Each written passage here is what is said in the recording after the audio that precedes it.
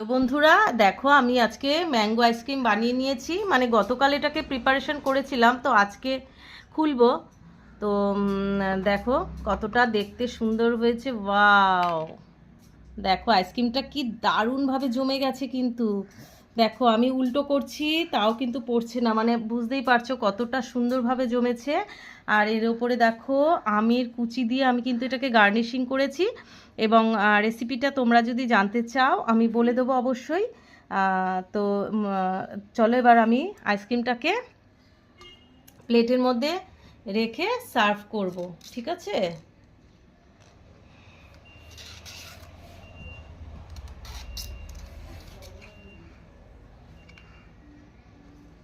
আচ্ছা, এইভাবে আমি স্লাইস করে প্রথমে কেটে নিচ্ছি।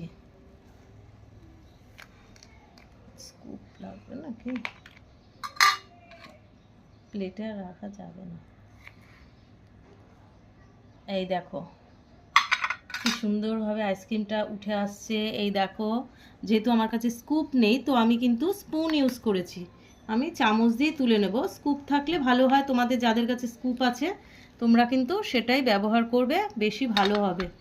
এই দেখো আমি আইসক্রিমটাকে বাটিতে নিয়ে নিলাম।